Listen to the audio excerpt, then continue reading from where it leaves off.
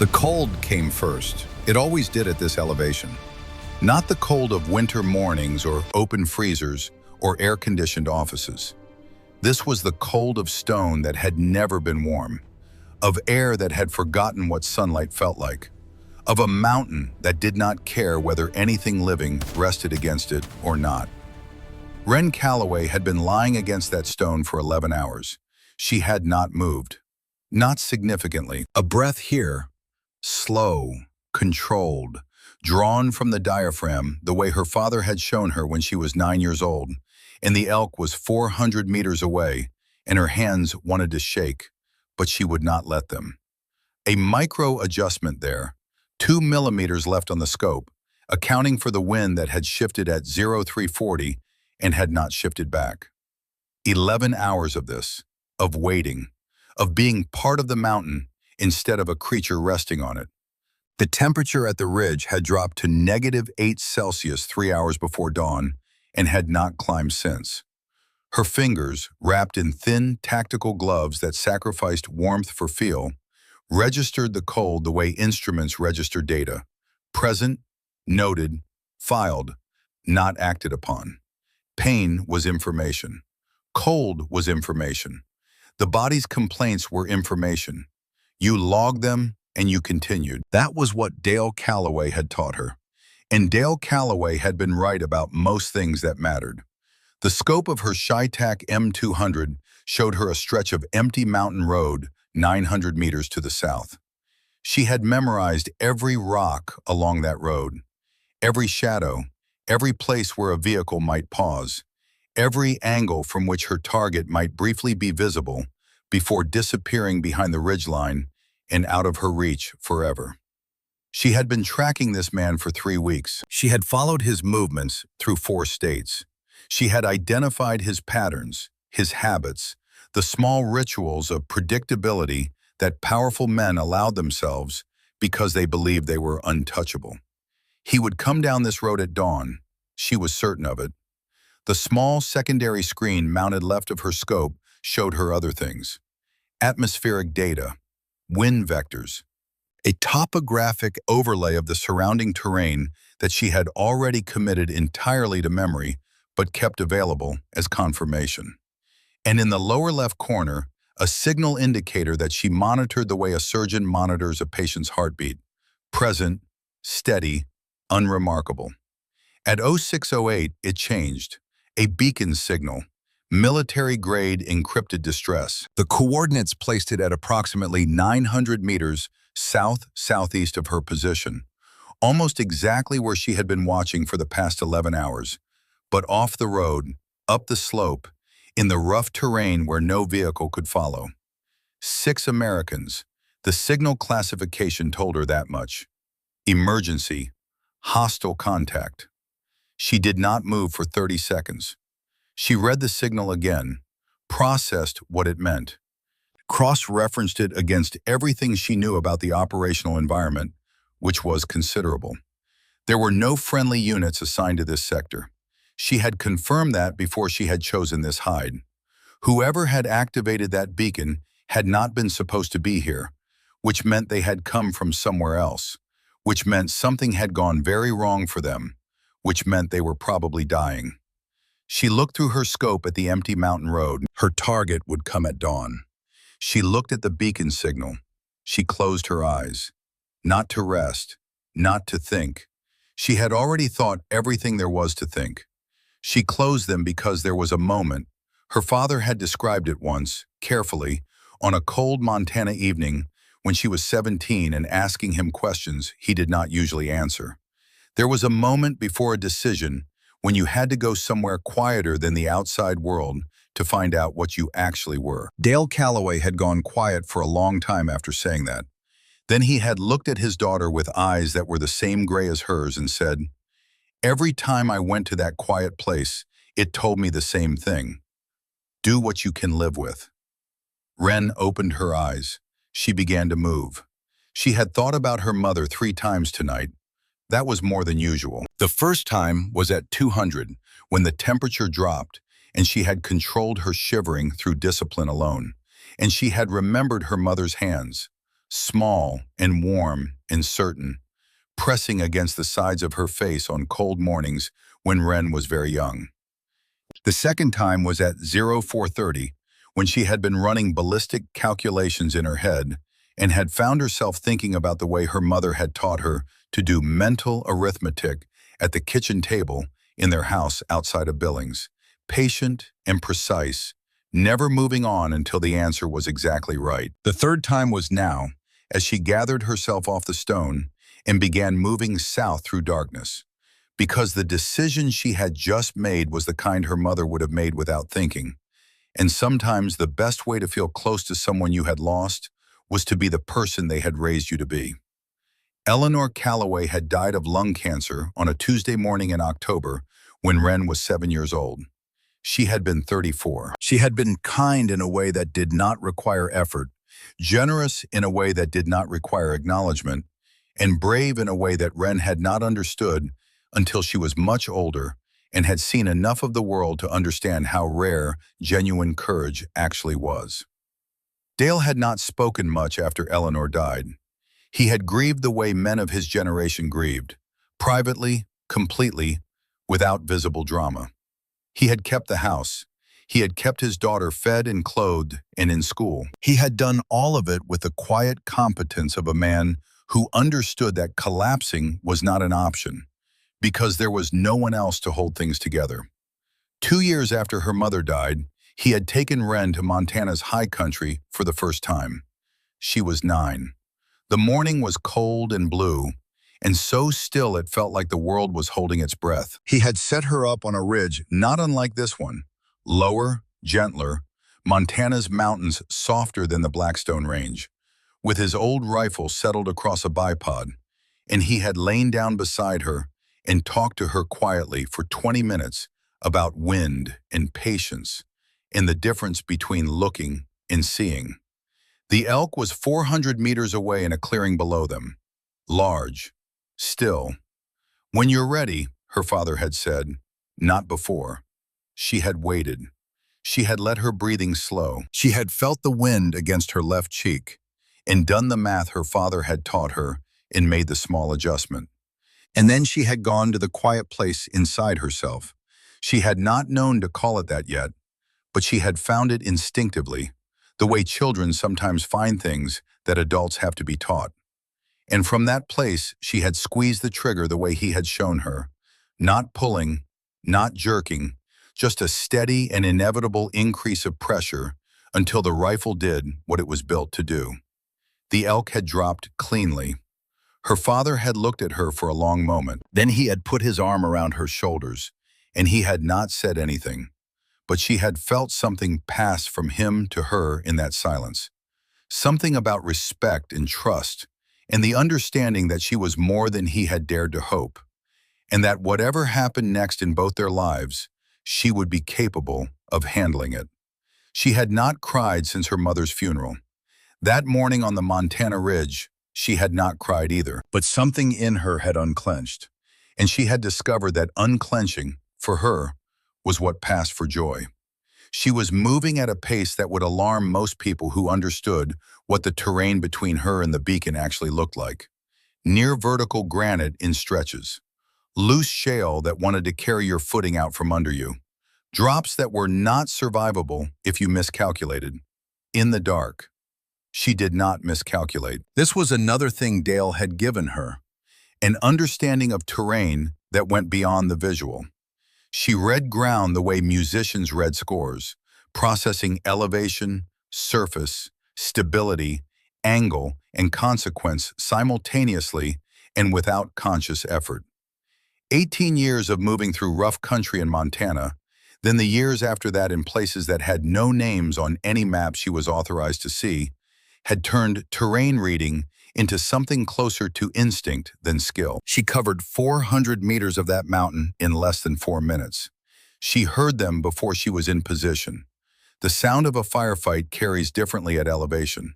The crack of rifle fire becomes sharper, the explosions more percussive, the whole symphony of violence cleaner and more brutal than it sounds at sea level. She had learned to read a fight by its acoustics, the way her father had taught her to read wind by sound. The frequency and rhythm of incoming versus outgoing fire, the particular voice of different weapon systems, the pauses that meant magazines being changed versus pauses that meant people were dead. What she heard told her several things quickly.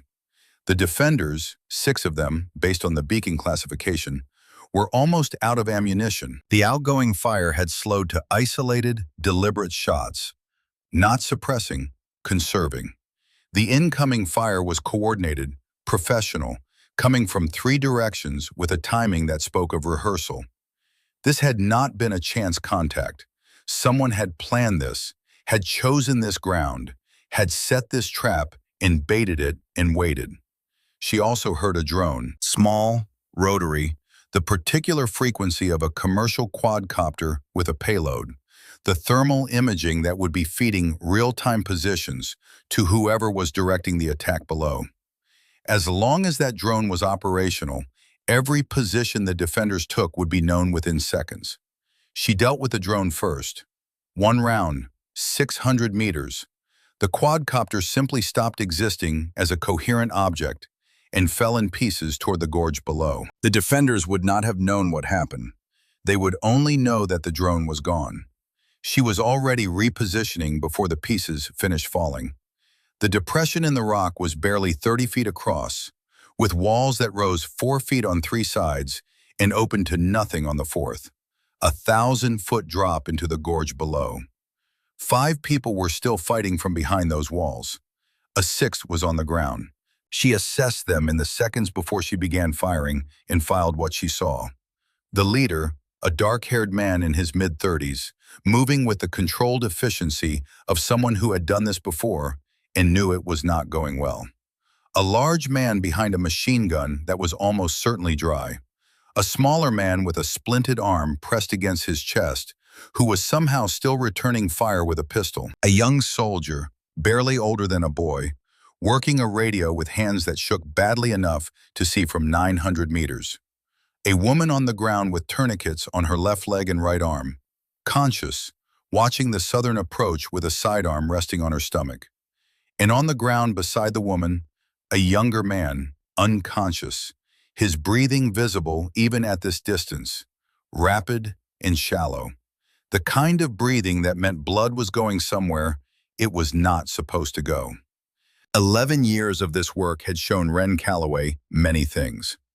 One of them was the precise moment when a group of people stopped believing they were going to survive. It had its own particular quality of silence in the gaps between gunfire. A stillness that was different from tactical stillness. A stillness that was people saying goodbye to things in their heads. She had heard that stillness 3 minutes ago when she was still moving. She had not liked hearing it. She put her eye to the scope, settled her breathing, and went to the quiet place. The first shot dropped a man on the western approach without warning or ceremony. He had been leading a line of fighters moving in professional, tactical spacing toward the depression's exposed western wall.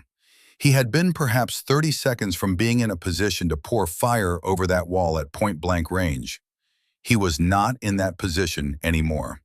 She was already moving the scope before he hit the ground. Her internal chronometer, another thing Dale had trained in her, the ability to track time with precision, even under physical and cognitive stress, told her she had approximately 3 seconds before the line adjusted to the loss of their point man. She used 2 of those seconds. The second man in the line dropped. The third dove for cover. The 4th and 5th collided with each other in their scramble for the rocks. She did not shoot them yet. She let them scramble. Scrambling men were men who were afraid, and afraid men made noise. And the noise they made would reach the ears of whoever was commanding the larger assault, and would begin to introduce a variable that commanders of carefully planned ambushes hated above all others: uncertainty. Third shot. The man who had been directing the western advance from a position 15 meters back. She could identify field commanders by where they stood and how they moved. Another of the things that separated a competent sniper from a great one, ceased to give direction. The western assault faltered. She was already looking east. She worked for 40 seconds without stopping. Not mechanically, she was never mechanical, but with the precision of someone who had internalized every variable so completely that what looked from the outside like instinct was actually the product of thousands of hours of calculation compressed into something that operated below conscious thought. Wind vector, confirmed. Range, adjusted for the shot she was taking, not the previous one. Target, chosen not randomly, but according to the principle her father had first articulated and the years had refined. Take the people who allow the others to function, and the others cannot function. She counted 6 shots, 6 bodies on the western and northern approaches. The attack had not stopped, but it had changed. The clean, coordinated pressure of a well-executed ambush had developed a tremor in it, a hesitation, a consultation, a moment of what is happening that she was going to exploit as completely and as quickly as the situation allowed. She relocated, fast. The terrain between her first position and her second was not terrain that invited speed, but she moved through it the way she moved through all terrain, reading it in advance, placing her feet where the ground would not betray her, covering distance without wasted motion. Her father had told her once, watching her move through the Montana backcountry at 15 years old, "You move like your mother, like you already know where you're going." She had been going to the quiet place inside herself so long that it had started to follow her into motion. In the depression, Cole Harlan heard the shots and understood something had changed before he understood what. He was a 12-year veteran of units that did not appear in press releases, a man who had developed, through long practice and occasional near death, the ability to read a battlefield the way other people read rooms, quickly, intuitively, with attention to the details that others missed. He had felt the weight of his remaining ammunition like a stone in his chest. 17 rounds, shared among 5 people who could still hold a weapon, against a force that outnumbered them by a factor of 7 and was tightening from 3 directions. He had pressed the emergency beacon 20 minutes ago and had felt, in that pressing, something he had not felt in 12 years of carrying it. Not shame, exactly. More like grief. The kind of grief you feel when you realize that the thing you believe you could prevent through competence and will, and the refusal to accept bad outcomes, has happened anyway. Because the world does not always bend to competence and will. The beacon had gone out. Someone, somewhere would respond. In 90 minutes, give or take, they would arrive to find whatever was left. He had looked at his team. Brig Tanner behind the machine gun with his last belt. Nate Wycliffe with a splinted arm and fewer pistol rounds than fingers. Reed Callum, barely 20 years old, hands shaking so badly the radio looked uncertain in his grip. Sarah Briggs on the ground with tourniquets holding closed things that needed surgery to stay closed, her sidearm in her one working hand, and her eyes still tracking threat vectors with a professionalism that Cole would carry with him for the rest of his life. Danny Forsyth breathing. That was the most important thing. Danny Forsyth, 22 years old, was still breathing. Sarah had made sure of that at the cost of her leg and her arm, had thrown herself onto a fragment grenade with the flat certainty of someone who has decided that the calculation is simple and the answer is obvious. And Danny Forsyth was still breathing because of it. Cole had said what leaders said in those moments. We make them earn, every one of us, and had meant it completely, and had also known with the cold arithmetic clarity that 12 years had burned into him, that earning every one of them was not going to take the enemy very long. Minutes, maybe less. And then the first shot had come from the north. Wrong sound entirely. Not the crack of a Kalashnikov, not the bark of a battle rifle, not anything he had been hearing for the past 30 minutes. Precise, suppressed but not silenced. She was too far away for full suppression at this caliber, and the round's passage through air at this velocity made its own announcement. Distinctive, a weapon he did not immediately recognize, which itself told him something. One of the Western fighters dropped. Cole stopped breathing. Second shot. Third, the Western advance. 20 men moving in coordinated tactical spacing, 30 seconds from being on top of them, stuttered, stumbled, disintegrated into individual men making individual decisions about cover, which was the opposite of what a coordinated assault was supposed to look like. "Who is shooting?" Brig Tanner said quietly. He had not taken his eye from his own scope. Cole raised his rifle and scanned the northern ridge. Rocks, fog, darkness. Whatever was out there was not visible to him, but the bodies were visible. He counted them through his scope, and his cracked ribs and the blood drying on the side of his face, and the 17 rounds of ammunition between his team and catastrophe were all still present and accounted for. And none of that had changed, but something else had. "Thermal," Briggs said. "Single signature. High ground, north, small build." He pulled back from his scope with an expression Cole had not seen on the unshakable machine gunner before. Something between confusion and awe. "Sarge, I think it's a woman." Cole had no framework for that. He filed it. He would think about it later, assuming later happened. What mattered now was that someone was out there in the dark. Someone with a rifle who could shoot. And they were not shooting at Viper Recon. "Reed," Cole said. "Open frequency. Tell them we see them. Tell them we're grateful. Ask if they need anything." The response came back in 8 words on Reed's screen. "Negative. Maintain position. Reinforce perimeter. I'll keep watch." 8 words. No call sign. No unit designation. No name. No wasted syllables. Cole read it twice. Then he read it again. He had been in rooms with generals who used more words than that to say less. "She's moving," Briggs said. His scope was tracking something Cole could not see. "She's relocating. The terrain between those positions is..." He stopped. He started again. "I don't know how she's doing that in the dark." The incoming fire had slowed, not stopped. The enemy was professional enough to regroup, but slowed. The immediate pressure, the squeezing that had been compressing them toward a final 10 seconds of ammunition, and then nothing, had been interrupted. They had time. Not much, but some. Cole looked at his team. At Brig, steady behind his gun. At Nate, gray-faced and refusing to acknowledge how much pain he was in. At Reed, whose hands had stopped shaking for the first time since the firefight began.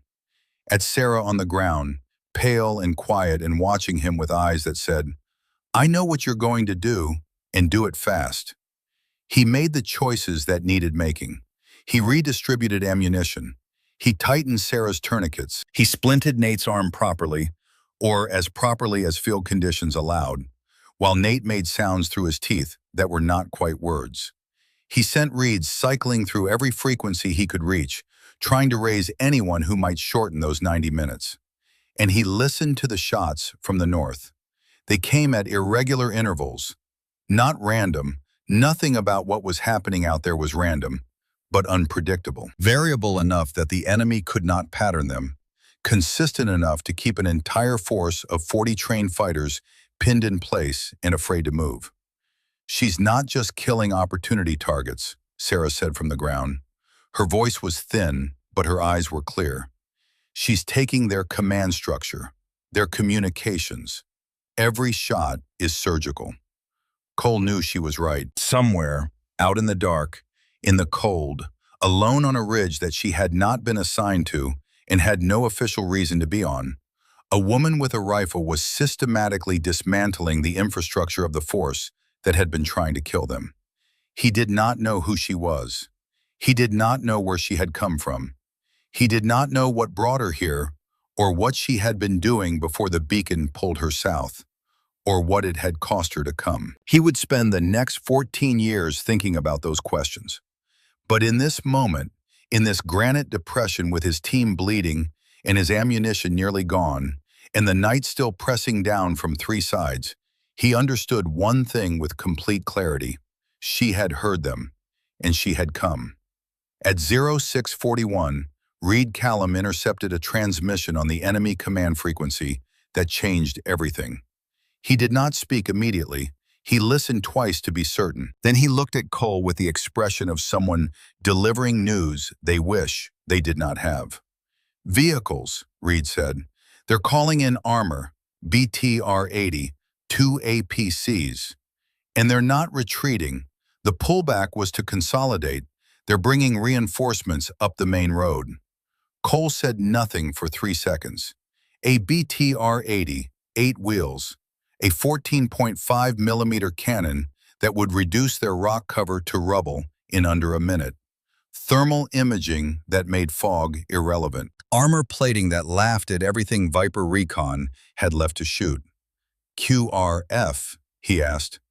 75 minutes out, Reed said. Minimum. 75 minutes. Against a BTR-80. Brig Tanner said very quietly, the thing they were all thinking. She's got a rifle. You cannot kill a BTR with a rifle. Nobody answered him, because nobody had an answer. Cole raised his scope and found the northern ridge in his glass. Scanning the shadows and the rock faces and the dark spaces between, looking for a small shape, a movement, anything. He found nothing. She was out there somewhere. She had heard the same frequencies Reed had heard, because she had been monitoring their situation since before she fired her first shot, which meant she had also heard the word BTR-80. He thought about the 8 words she had sent back. Negative. Maintain position. Reinforce perimeter. I'll keep watch. He had read those words as professional detachment.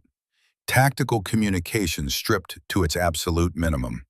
He was starting to think they might mean something else entirely. He was starting to think they might mean, I'm not done. The distant sound of diesel engines beginning to climb the mountain road reached the depression a moment later. A low mechanical growl that Cole felt in his chest before he heard it with his ears. Something heavy, something that was coming regardless of what any of them chose to do about it. He looked at Danny Forsyth on the ground, still, breathing. He picked up his rifle and he waited, because that was what you did when you had nothing left but the refusal to stop. You held your ground. You made them earn it. You trusted that the next moment would offer something, some variable, some opening, some possibility that this moment did not yet show. You trusted that, even when the math said not to, even when the sound of armor was filling the valley below, even when you had 17 rounds and a mountain that wanted you dead. You trusted it. The engines were still distant when the next shot came. Not from the north this time, from the northeast. She had moved again, covered ground that Cole could not calculate without looking at it properly, repositioned in the dark with a speed that did not fit the terrain he knew was between those 2 points. He filed this information the way he filed all information in the field, without judgment, without the luxury of being surprised, simply as data that updated his picture of what was happening. The shot dropped a man on the eastern approach who had been attempting to rally the fighters that Wren's earlier work had scattered. He had been standing partially behind cover, visible from most angles only from the shoulders up. From most angles, not from hers. Reed Callum was watching through his scope with an expression that had moved past fear into something quieter and stranger. The look of a young man whose understanding of what was possible was being revised in real time, category by category, with no sign of stopping. His hands had steadied, not because the situation had improved in any measurable way, but because something about knowing there was someone out there, someone choosing, actively and continuously, to stand between them and the thing trying to kill them, had given his nervous system something to organize itself around. Cole understood this. He had seen it before. Not often, but enough. Hope was the wrong word for it. Hope was too soft, too passive. This was something harder, more like an anchor, the kind that does not promise the storm will end, only that you will not drift while it continues. Nate Wycliffe had his splinted arm pressed against his chest and his pistol in his right hand, and was watching the northern ridge with the focused attention of a man who has decided that whatever comes next, he intends to see it clearly. The pain had moved past the point where his face showed it anymore. Sarah Briggs had not spoken in 4 minutes. She was conscious, her eyes tracked, her grip on the sidearm remained firm, but she had entered the conserving mode that Cole recognized from other badly wounded soldiers. The internal economy of someone rationing everything, including words, including movement, including the energy it cost to maintain an expression. The radio crackled. Reed pressed the receiver harder against his ear, listening. His jaw tightened. He looked at Cole. "They're calling her something," he said, "on their command frequency. The new commander, whoever took over after she took out the original, he's transmitting to whoever is still listening." He paused, translating carefully. "He's calling her the ghost that eats bullets. He's saying she cannot be located, cannot be predicted. They have lost 30% of their effective force." He stopped. "He's ordering a full withdrawal pending arrival of the armor column." Nate made a sound that was half laugh and half something that had no clean name. "Ghost that eats bullets," he said. "I want that on a shirt." "Nobody's putting anything on a shirt," Cole said, but he felt it too. The loosening. The strange and dangerous warmth that came when your brain decided, prematurely or not, that the worst was behind you. He had learned to be careful with that feeling. It had gotten good soldiers killed, the ones who let the relief come before the situation actually justified it. The situation did not yet justify it. Brigadier Tanner confirmed this without looking away from his gun. "Column is still coming," he said. 6 minutes before they're in range to make everything else irrelevant." Cole raised his scope, found the northern ridge, found nothing. She was somewhere out there in the dark, in the cold, in the thinning fog, doing things he could not see, making decisions he was not part of, working toward outcomes that he could only infer from their results. He stayed out of her way, and he listened. The Shytac M200 was not a weapon that forgave mistakes. It was built for a specific kind of work, the kind that happened at distances where most rifles became irrelevant, where the atmosphere itself became an adversary, where the difference between a hit and a miss was measured in variables so numerous and interrelated that calculating them correctly under any kind of stress was an achievement that most trained marksmen could not reliably replicate. The 408 Cheyenne tactical round it fired was designed to retain accuracy and terminal performance at ranges that turned other calibers into noise. Ren Calloway had been shooting this weapon, or its predecessors, for 9 years. She had been reading wind by sound for longer than that. This was the thing about her that no evaluator had ever quite known how to categorize, the capability that sat in the gap between the measurable and the inexplicable. Most snipers read wind through instruments, kestrel meters, wind flags, the visual cues of mirage and vegetation movement. Some could feel it on their skin with enough sensitivity to make reliable corrections. A very few could read the visual behavior of their own trace and adjust in the fraction of a second between shots. Ren did something different. She heard it. Not the surface noise of wind moving over rock and through scrub vegetation. Anyone could hear that. She heard the frequency beneath the surface noise, the low tonal signature, somewhere in the range of 40 to 50 hertz, that the interaction of moving air with complex terrain produced.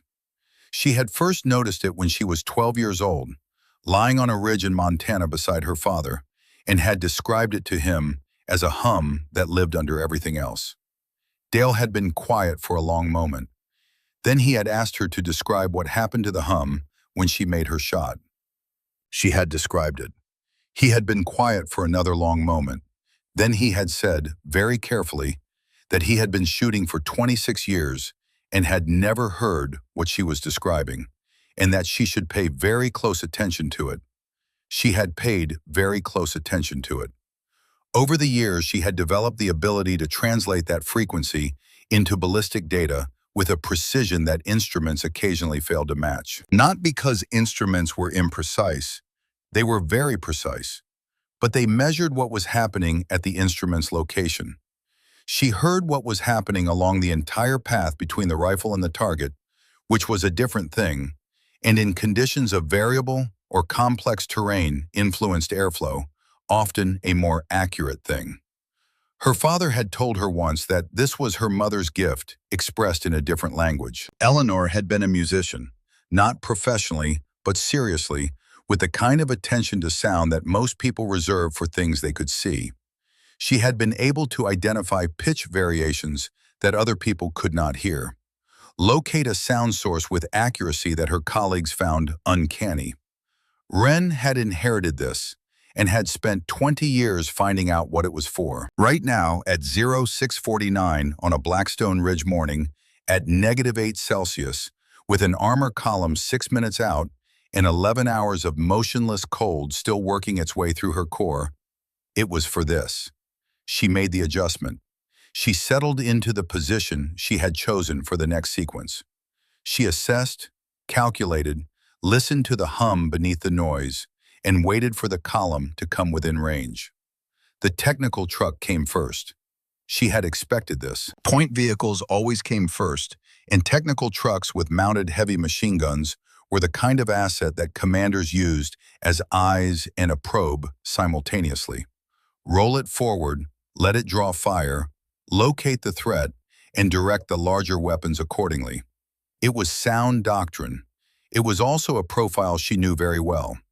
The gunner standing behind the vehicle's mounted weapon was scanning left and right with the practiced sweep of someone who had done this work for years. Professional, alert, dangerous to anyone who was where the truck could see them. The truck was moving at perhaps 20 kilometers per hour on the rough mountain road. 800 meters. She heard the wind. She made the calculation. She breathed out. The gunner dropped. She was already cycling the bolt. The driver had a fraction of a second to register that his gunner had ceased to exist before the second round resolved the question of what to do next. The technical veered left, struck a boulder with a sound audible even at her distance, and stopped at an angle that blocked the lower portion of the road. 2 shots, less than 4 seconds between them. She relocated immediately. Not because she had been observed, she was quite certain she had not been observed, but because remaining in a position after engagement was a habit that got snipers killed, and habits that kept you alive were habits you maintained, even when the immediate necessity was not apparent.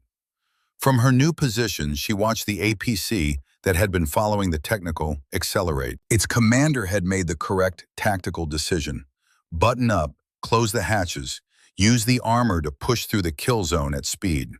The truck blocking the road forced a partial detour, and as the APC ground around it, the external fuel tank on its rear quarter panel came briefly, completely into her line of sight. Standard configuration, extended range modification for mountain operations. Thin skin container welded to the rear quarter, not protected by the main armor, because nothing about the vehicle's original design had anticipated this being a problem. It was a problem now. She watched the diesel spray. She watched the secondary ignition. She watched the APC shudder and stop, and begin the slow, suffocating business of its engine dying from within. The rear hatch blew open, and the crew came out coughing, and she let them go. They were no longer a threat to what mattered. She had already moved her attention to the BTR. The BTR-80 was a different proposition entirely. She had known since she heard the word on the intercepted frequency that the APC could be handled, and the BTR would require something else. The APC was armored against small arms. The BTR was armored against most things, equipped with a 14 5mm cannon that could work through their granite cover in under 60 seconds, commanded by a man currently standing in the open hatch, directing the dismounted infantry spreading across both shoulders of the road. She could not penetrate the BTR's hull with what she was carrying. This was not a failure of her weapon. It was physics. But the man in the hatch was not armored. She needed an angle. The hatch provided cover from most directions. That was the purpose of a commander's hatch, to allow observation while minimizing exposure. From the north, from the east, from the south, From nearly every direction that the terrain made accessible at reasonable range, his exposure was minimal. A shot existed, but it required a margin she was not comfortable with, and she was never uncomfortable with a margin unless the margin was genuinely insufficient. She needed to go higher. She assessed the terrain to her northwest. In daylight, with equipment, it would be a technical climb. In darkness, in her current physical condition, after 11 hours of cold and nearly an hour of continuous movement and engagement, it was something that she filed under necessary and did not consider further. She moved. In the depression, Brigadier Tanner watched the fuel tank on the APC rupture and had an experience he would spend considerable time afterward trying to accurately describe to people who had not been present and would ultimately give up on because the accurate description required a framework that most people did not have. He had been shooting for 15 years. He had been genuinely, measurably, professionally good at it for most of those years. He had trained with people whose names appeared in the kind of books written about elite military units. People considered to represent something close to the ceiling of human performance in this particular discipline. He had never seen anything like this. Not the individual shots, though the individual shots were extraordinary. It was the system of it. The way each engagement connected to the next. The way she was not simply responding to threats, but was restructuring the entire tactical environment, removing the enemy's ability to coordinate rather than simply reducing their numbers. It was architecture. She was building something, a particular kind of silence, a particular kind of confusion, a particular kind of fear, and she was building it deliberately, piece by piece, the way a person builds something they have built before and know how to build. "She's still moving," he said, lost her thermal again. She was northeast, then she wasn't. Now I'm getting a partial signature. He stopped. "That's northwest, significantly higher than before." "How high?" Cole asked. Brigg looked through his scope at the terrain to their northwest and was quiet for a moment. "If I'm reading this right, she's climbing the approach to the upper granite shelf." He paused. "Cole, that's near vertical in places. In daylight with a rope, that's a serious climb." Cole said nothing. Nate Wycliffe, who had been listening with his eyes closed and his pistol at rest, said quietly, "She's getting the angle on the hatch." The BTR was 700 meters out and closing. Reed had stopped monitoring frequencies and was watching the road with his naked eye.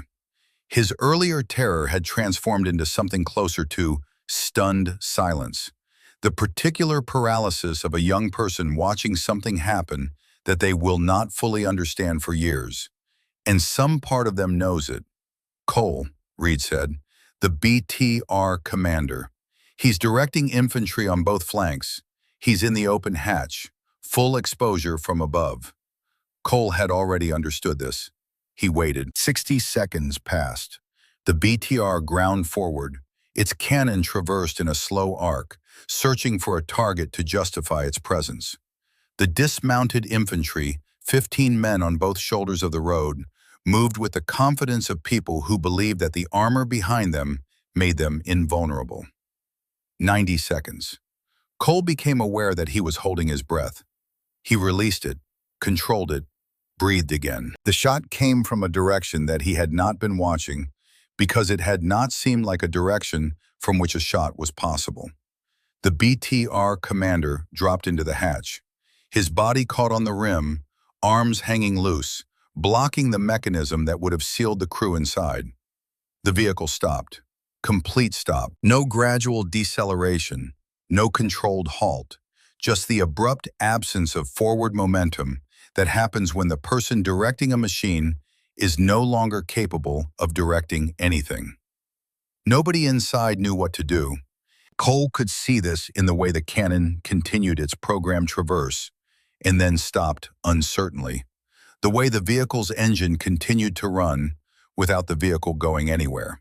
The way the dismounted infantry on the road's shoulders slowed and looked at each other, and then at the stopped vehicle, and then at the ridge in the general direction of a shot that none of them had been able to locate.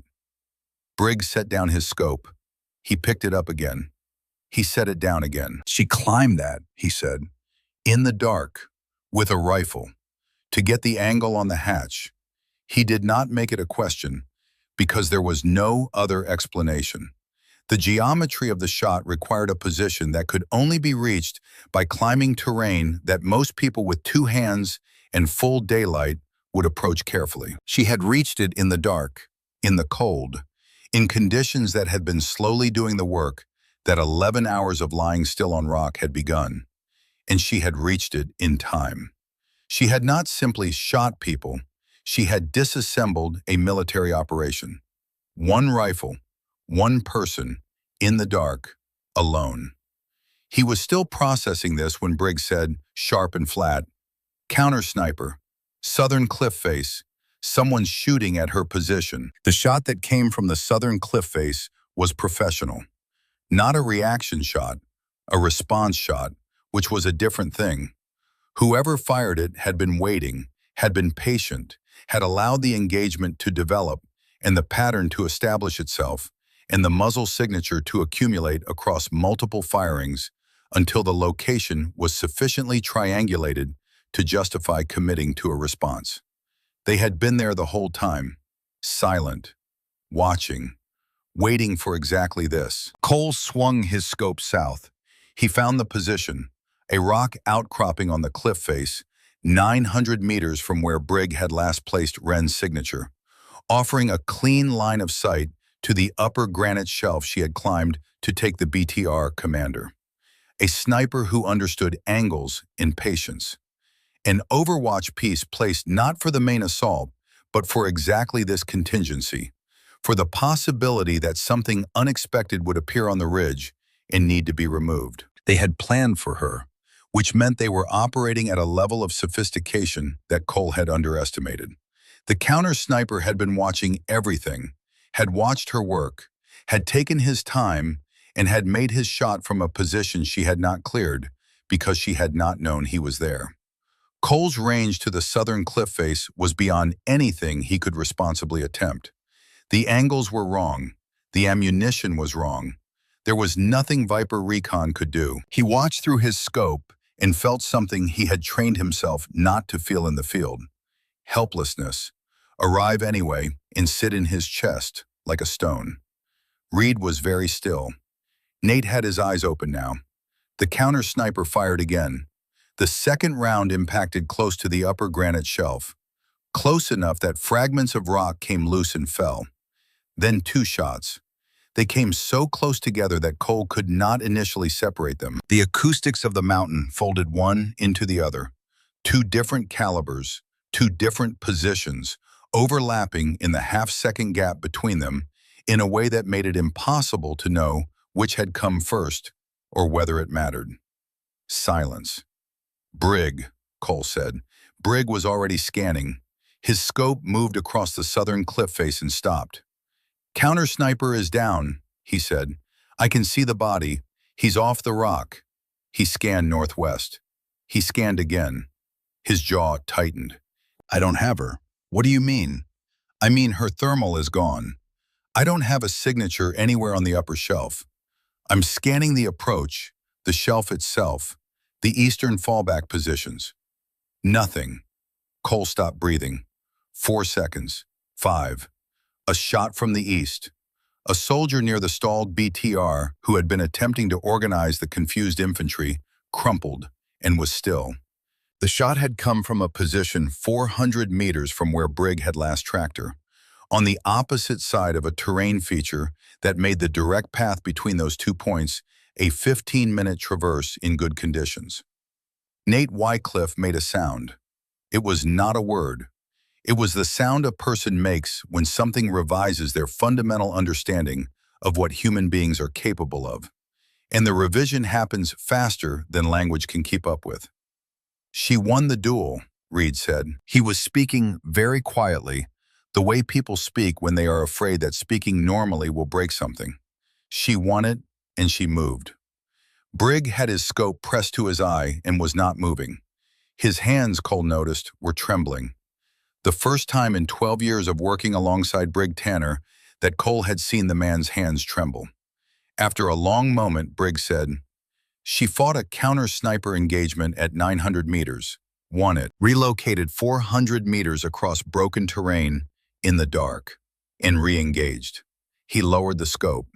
He looked at Cole. "Sarge, what is she?"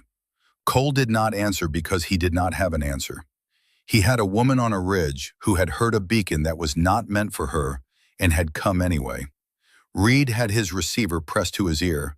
His face changed. "They're breaking," he said. "Not the armor, the infantry, the fighters on the road. They're transmitting in the clear now." He listened for another moment. Full withdrawal. He paused. "The new commander, the one who replaced the one she took out, he's ordering everyone to disengage. He's saying they cannot locate the shooter." He stopped translating and just listened. Then, "He's saying leave before she kills them all." Cole watched the infantry begin to move. Not in formation, not in the tactical order they had arrived in, but individually, pairs, small groups moving south with a particular quality of movement that belonged to people who had stopped being soldiers and started being survivors. They left their dead. They left the BTR sitting dead on the road with its commander in the hatch. They went because staying meant the ghost would find them, and the ghost had demonstrated it could find anyone. "Hold fire," Cole said. "Let them go." Briggs pulled back from his gun. Nate lowered his pistol. Reed set down the radio. For the first time in what felt like a different era entirely, there was no incoming fire. Cole looked at Sarah Briggs on the ground. Her color was bad. The tourniquet on her left leg was holding, but the tissue around it was telling him things he did not want to hear. She needed surgery. She needed it in the next 30 minutes in a way she had not needed it in the previous 30. "QRF," he said. 40 minutes, Reed said. They pushed the timeline. 2 Blackhawks inbound. Medevac 10 minutes behind. 40 minutes. Cole looked at Sarah. He looked at Danny Forsyth. Still, pulse present, breathing. Still, they were going to make it. He could feel the truth of this settling in him slowly, carefully, the way you handle something fragile, not rushing it, not trusting it entirely, but allowing it to exist. In the dark to the north, the rifle spoke again. Irregular intervals, keeping the withdrawal from becoming a reorganization. She was still working, even now, still out there in the cold, on the rock, doing the things she had chosen to come down here and do when she had every right in the world to do something else entirely. Cole thought about the 8 words she had sent back. Negative. Maintain position. Reinforce perimeter. I'll keep watch. He closed his eyes for a moment, just long enough to acknowledge what was in his chest. Not hope, not relief, but something older and quieter than either. Something that had to do with the fact that in the worst moment, in the place where the math had stopped working and the ammunition was gone, and the only thing left was to make them earn it, something had heard them. He opened his eyes. He kept watch too. At 0712, Briggs said very quietly, "Movement, North Ridge, single figure coming down." Cole raised his rifle out of habit and then lowered it. If she wanted them dead, Sarah had said earlier, they would already be dead. He watched the shape descend. It moved through the terrain with the same fluid certainty he had tracked all night, not hurrying, not hesitating, reading the ground beneath it and responding to it the way water responds to the shape of the thing it moves through. Small, efficient, moving like someone who is not performing movement, but simply doing it. She emerged from the thinning fog 20 meters from their position and stopped. She was smaller than Cole had somehow expected, 5'6", built without excess, without anything that was not necessary. Her hair was short and dark, plastered against her skull by cold and exertion. Her face was angular and sharp-featured, and streaked with carbon residue from the weapon across her chest. And her eyes, when they found his, were a gray so pale it was almost colorless.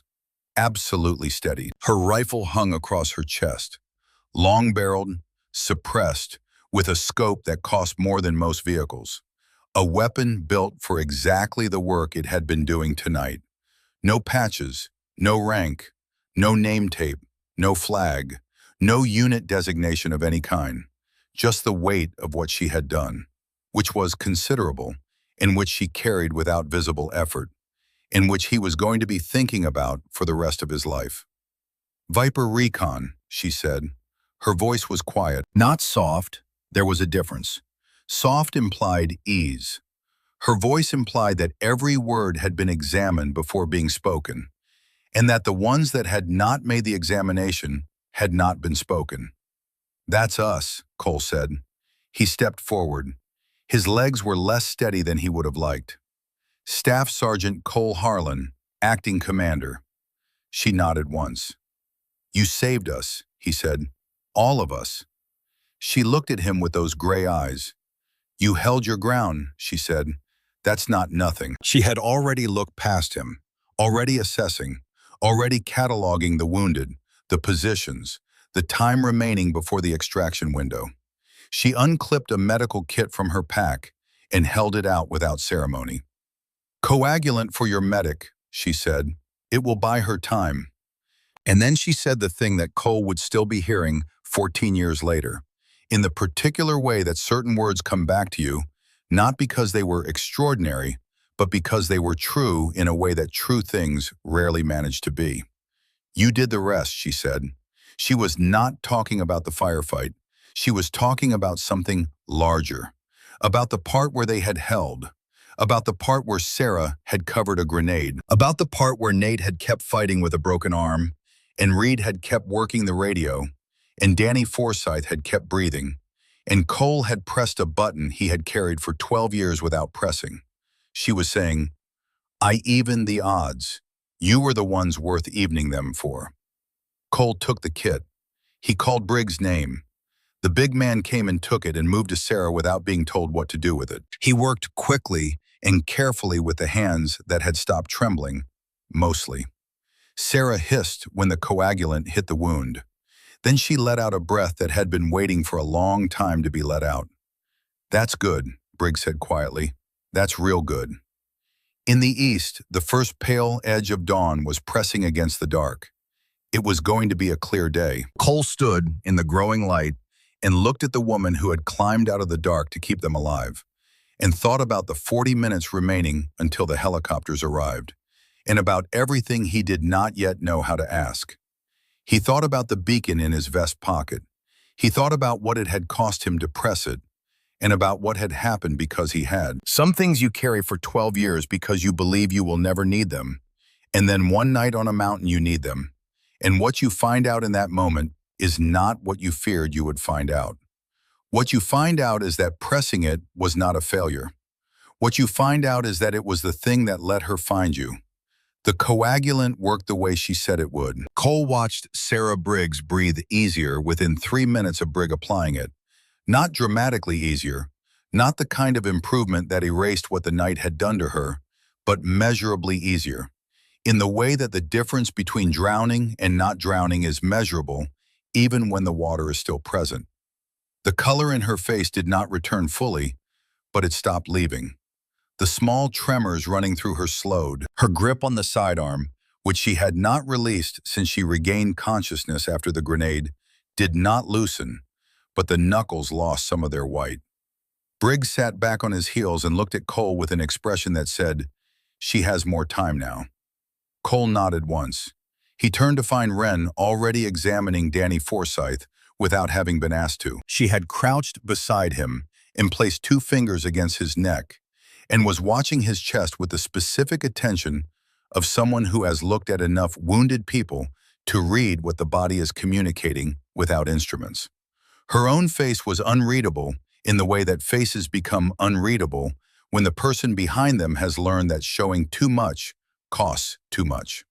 She was shivering, barely and controlled, but shivering. Cole could see it in the set of her shoulders, the slight tension in her jaw.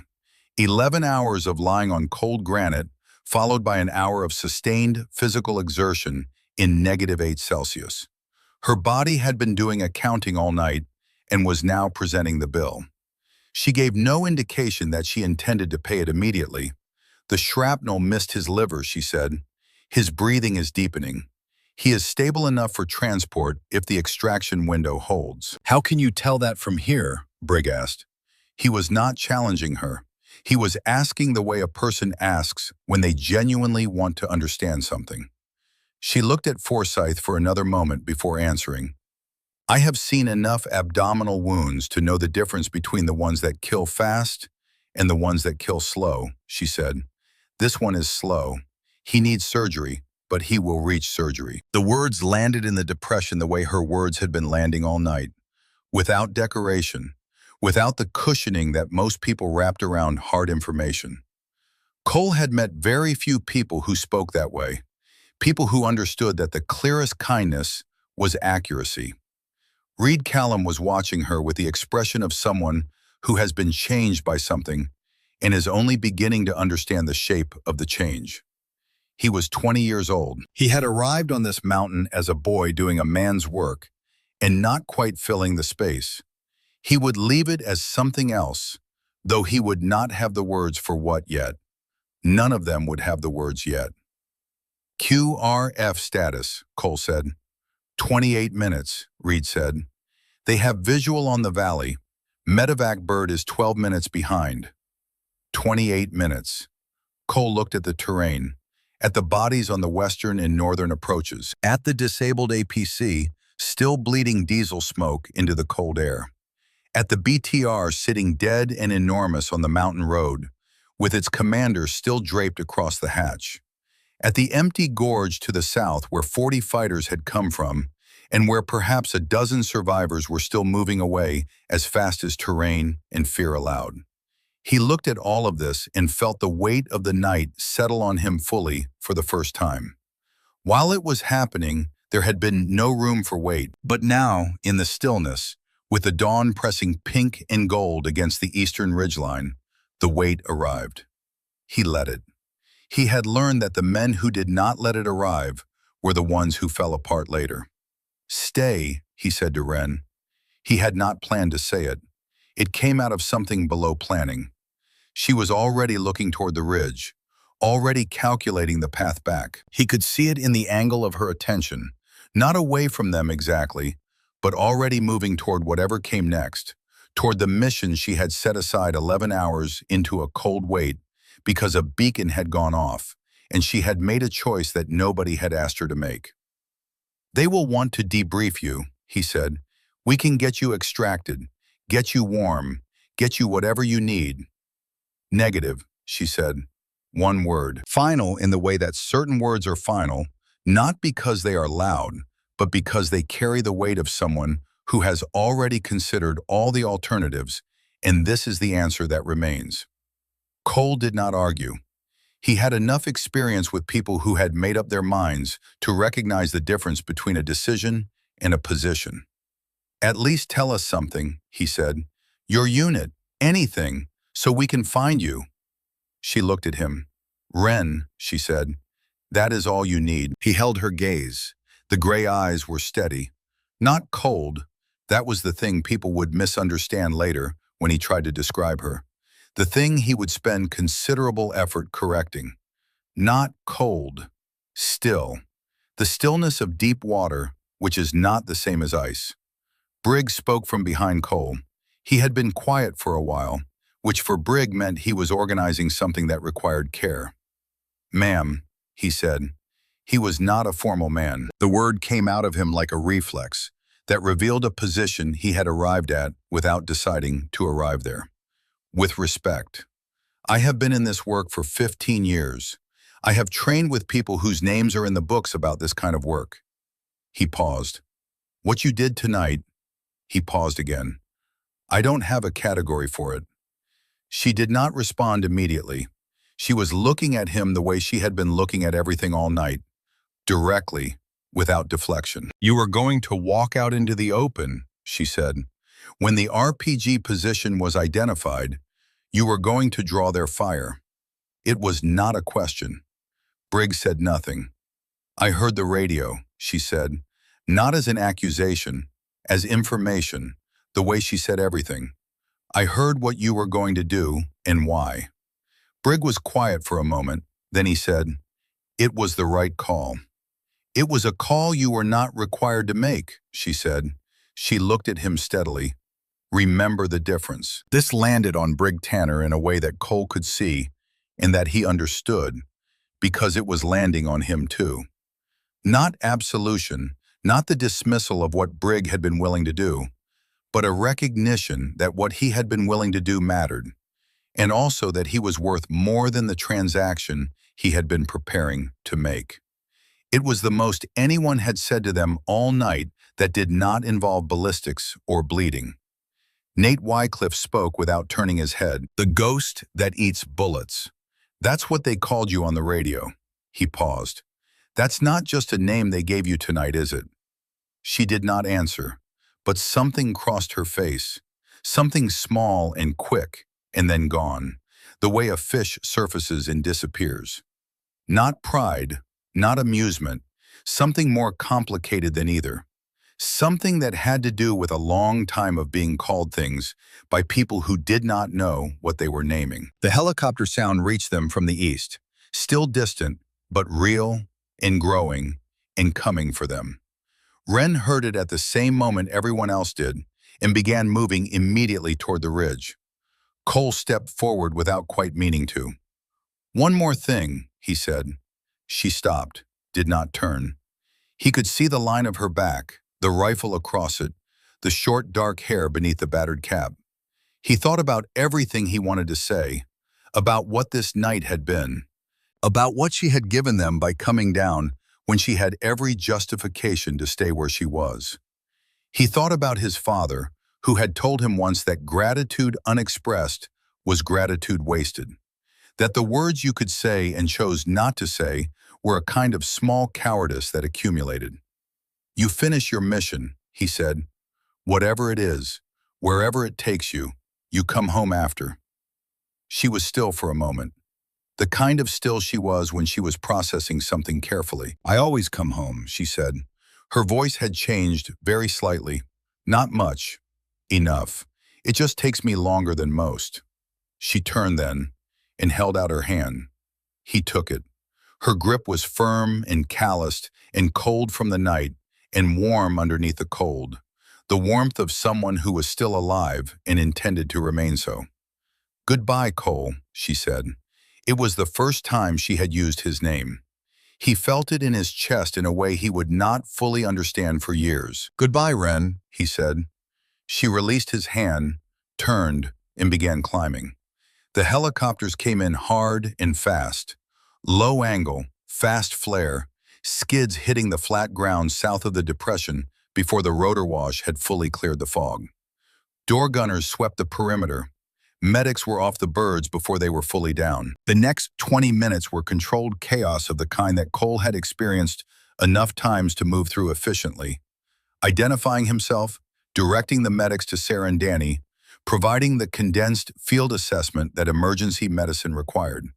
He watched them work on Sarah with focused competence, watched her hand come up and grip the sleeve of the nearest medic with surprising strength. "Tell Harlan," she said. "Antonio's, Sunday." The medic looked confused. Cole heard it from 10 feet away over the rotor noise. "I'll be there, Sarah," he said, and the name came out quietly, like something he had been holding and was only now putting down. She was loaded. Danny Forsyth was loaded beside her, conscious now, confused, asking questions that the medics deflected with practiced patience. His eyes found Cole as the stretcher passed. "Sarge," he said. "Right here, Danny. Who was shooting from the ridge?" His voice was foggy, but the question was clear. "The rifle. From up north. Who was that?" Cole looked at the ridge. The fog was thinning in the early light. The rock was just rock again, gray and cold and patient and not giving anything away. "Someone who gives a damn," he said. Forsyth's eyes closed. Not unconsciously, the way you close your eyes when an answer is sufficient. The QRF commander was a colonel named Aldrich Morn, who had arrived on the 2nd Black Hawk with the expression of a man who had been processing the view from the air since his bird cleared the ridgeline. Silver at the temples, the kind of face that had stopped being surprised by battlefields years ago and had arrived at something harder on the other side of it. He found Cole and stood in front of him and looked at the battlefield for a moment before looking at Cole. "Sit rep," he said. "What happened here?" Cole had been preparing this answer since the beacon. He had prepared the official version, the version that was true in all its individual components and accurate in everything it included, and deliberately silent about what it did not include. "We were ambushed," he said. "Superior force, coordinated assault from 3 directions. We activated the beacon and held our position through fire discipline and use of terrain until QRF arrival." Morn looked at the BTR on the road. He looked at the disabled APC. He looked at the bodies on the western approach, the spacing between them, the ballistic evidence written in the ground and the rocks, and the positions from which they had fallen. He was not a stupid man. He had been doing this work long enough to read what a battlefield recorded. "You did all of this," he said carefully. "6 soldiers. Less than 30 rounds between you when we arrived. 2 critically wounded." Cole held his gaze. "Yes, sir." Morn looked at him for a long time, the look of a man doing arithmetic that does not resolve cleanly. "Is there anything you want to add to your official account, Sergeant?"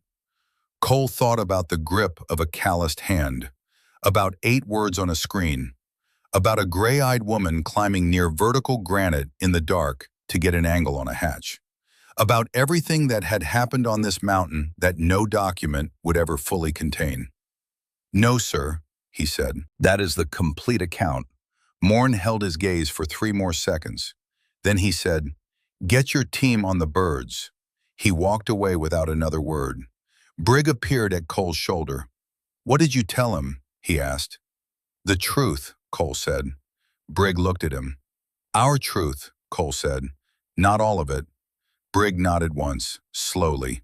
The nod of a man who understands that some things do not fit in official documents, that some things live only in the people who were present for them, that this is not a failure of record keeping, but a recognition that certain records are kept in a different place.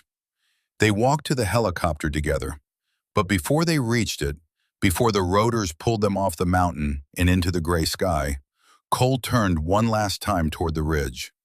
He did not know if he expected to see her. He had watched her disappear into terrain that should not have been crossable at the speed she crossed it.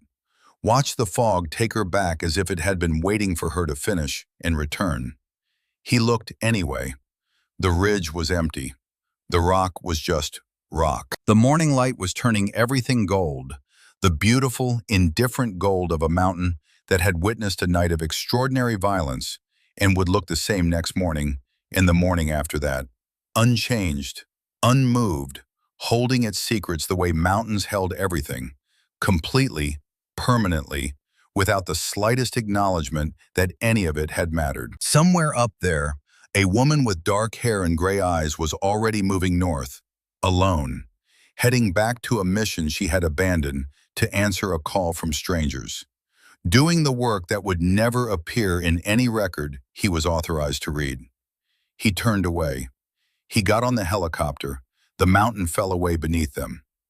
3 days later, in a windowless room at Iron Ridge, Colonel Aldrich Morn sat across from Cole with a tablet and the patient expression of someone who had spent the intervening time looking for something he had not found. "Your account is unusual," he said. Cole said nothing. He had learned that silence, deployed correctly, was not an absence, but a presence. Morn set down the tablet. "We have checked with every relevant command," he said.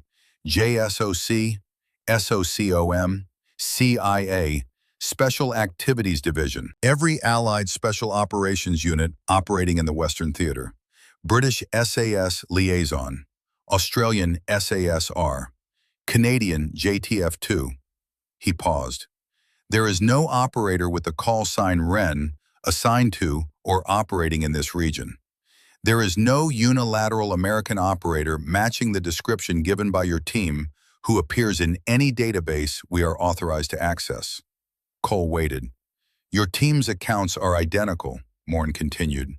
"All 6 of them, independently obtained, word for word in the critical details. Either you are all telling the same prepared story, or you are all telling the truth. We are telling the truth, sir. Morn stood and walked to the far wall and stood with his back to Cole for a moment. When he turned around, something in his face had shifted. The interrogator posture had changed into something older, a man rather than a function. In my experience, he said, and his voice was quieter now, the people who do what you are describing do not do it for recognition. They do not do it for the record. They do it because something in them will not allow otherwise. He paused. I have met two people in my career that I believe operated at that level. He paused again. I did not find either of them in any database either. He returned to the table. He sat down. He reached into a briefcase and produced a plain manila envelope. No classification markings, no return address, no origin documentation of any kind. This arrived this morning by courier, he said. No manifest, no chain of custody. It was addressed simply, for the team from Viper Recon. He placed it on the table between them and did not reach for it again. Cole looked at it. He picked it up.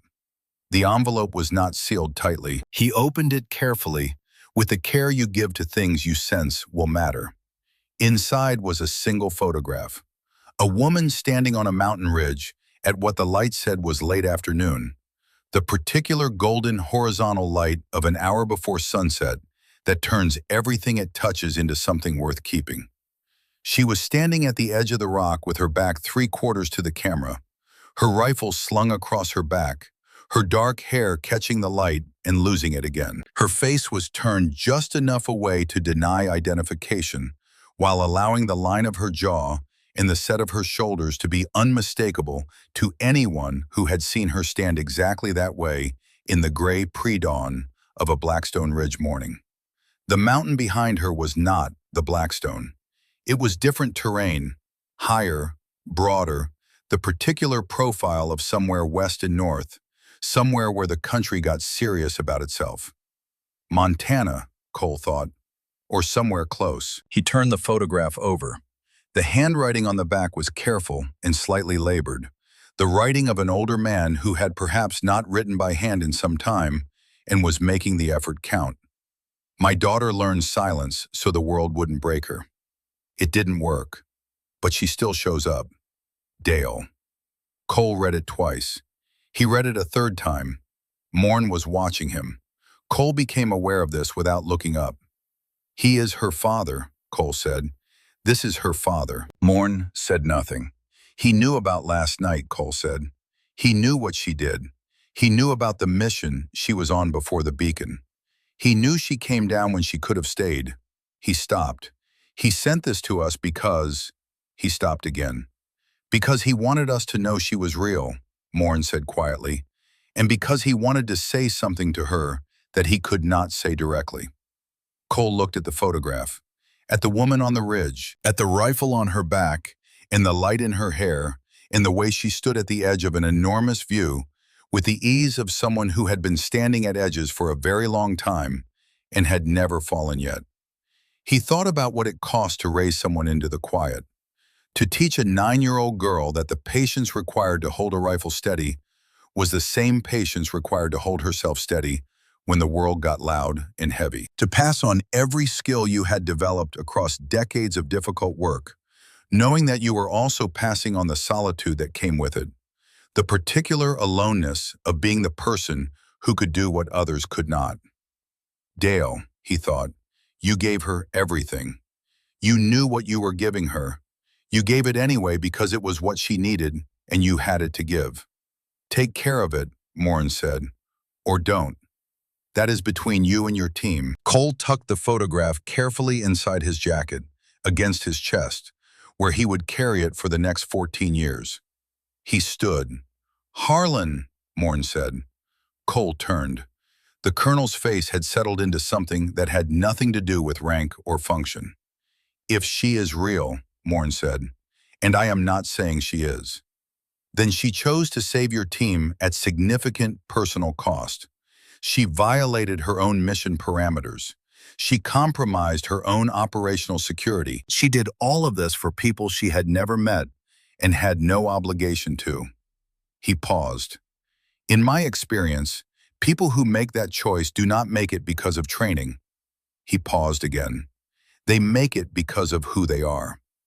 Yes, sir, Cole said. That kind of person deserves to be remembered. We will remember, sir, every day. He left the room and walked through Iron Ridge until he found the tent where Viper Recon was waiting. They had gathered without being asked. This was the thing about a team that had been through something together. The gravity of the shared experience drew them toward each other without requiring a summons. They had simply found their way to the same place, the way water finds its level. Briggs sat on a cot with his elbows on his knees and his hands loose between them. Nate Wycliffe leaned against the tent pole with his arm in a proper cast now, white and clean, incongruous against the rest of him. Reed Callum sat cross-legged on the floor with the posture of a young man who has been carrying something heavy and is not yet sure he is allowed to put it down. Sarah Briggs was there in a wheelchair, her left leg elevated, her right arm in a sling, her face the color of old paper, and her eyes entirely alive. She had been transported from the medical facility against the recommendation of the attending physician, who had made his objections clearly and had been heard and had not prevailed. Danny Forsyth sat beside her. He had checked himself out of the medical ward against doctor's orders, his side bandaged, his movement careful, his eyes clear in a way they had not been on the mountain. He looked like a man who understood, with some new and permanent part of himself, exactly how close the margin had been. Cole stood in the entrance for a moment and looked at them. All of them, together, breathing. He reached inside his jacket and took out the photograph. He did not say anything. He simply held it up. Nobody spoke. Nobody needed to. The photograph did not require introduction to people who had spent the night that they had spent. Briggs leaned forward. His eyes moved across the image slowly and completely, the way he looked at everything, without rushing, without the assumption that a quick look was sufficient. Sarah took the photograph from Cole's hands. She held it in her lap, the one good hand running carefully across the surface. And then she turned it over and read the back. Her lips moved slightly. She read it again without moving her lips. "Where others see only darkness," she said. She stopped. She looked up. She started again, her voice steady in the way that voices are steady when the person speaking has decided to be steady and is succeeding through effort. "Where others see only darkness, I see the path forward." She paused. That's what he wrote. Her father. That's what he wrote about her. Forsyth was staring at the photograph with eyes that were bright in a way that had nothing to do with fever. "She told me nobody saved my life," he said. "When she came down to us the last time, she told me my team saved my life. She said Briggs covered the grenade." "She was right," Sarah said. "She was deflecting," Briggs said. "She saved all of us and then told Danny to credit someone else." Forsyth shook his head slowly. "Who does that?" "She does," Reed said. It was the first thing he had said since Cole had arrived. He said it quietly, with the certainty of someone who has thought it through and is no longer uncertain.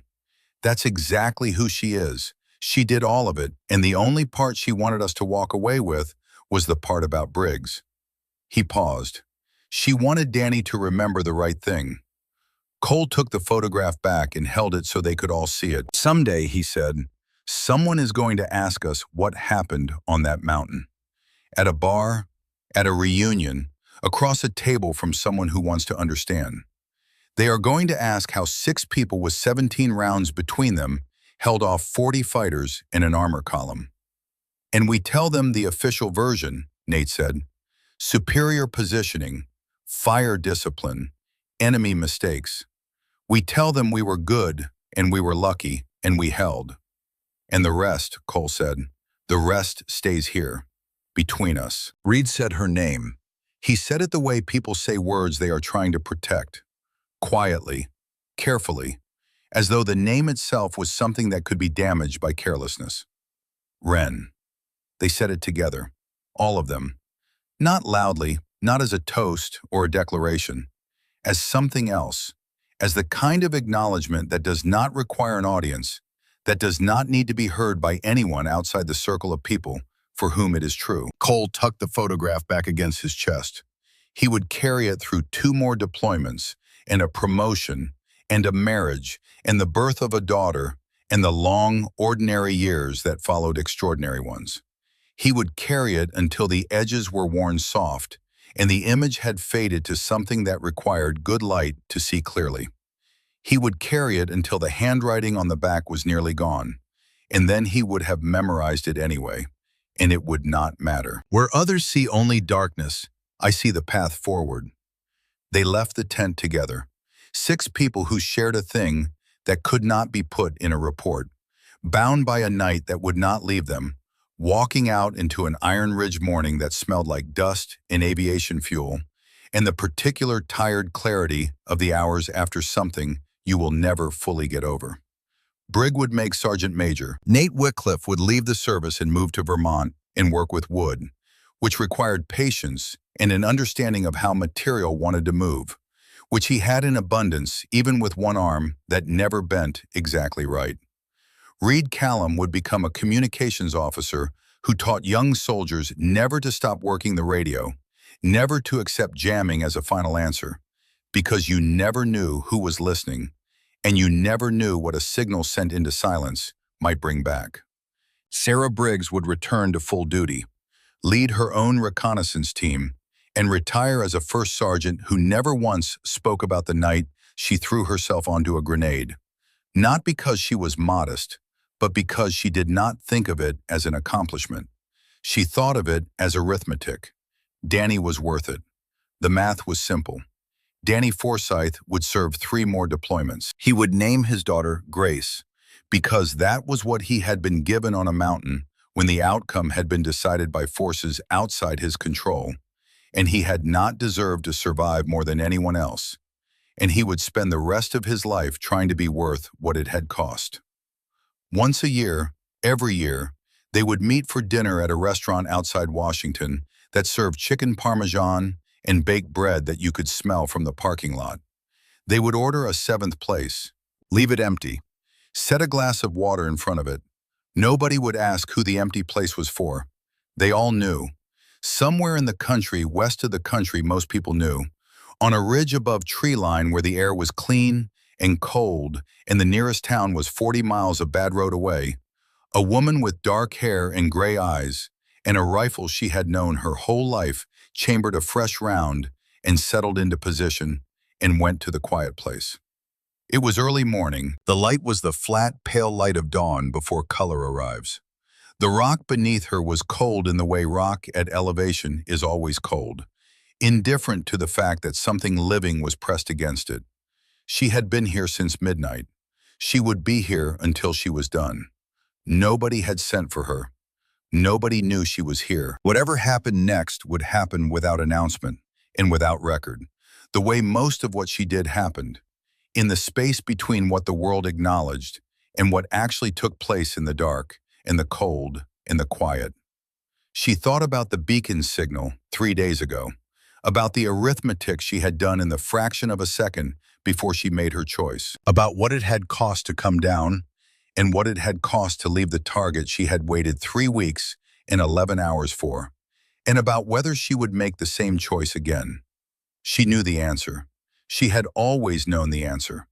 Her father had known the answer before she did, had known it when he put his arm around her on a Montana ridge when she was 9 years old, and something had passed between them in the silence that was not about elk or rifles or the mechanics of a well-placed shot, had known it when he taught her to go to the quiet place, and had perhaps understood, in the way that parents sometimes understand things about their children that the children have not yet understood about themselves, that the quiet she would find there was not the absence of feeling, but the presence of something older and more reliable than feeling.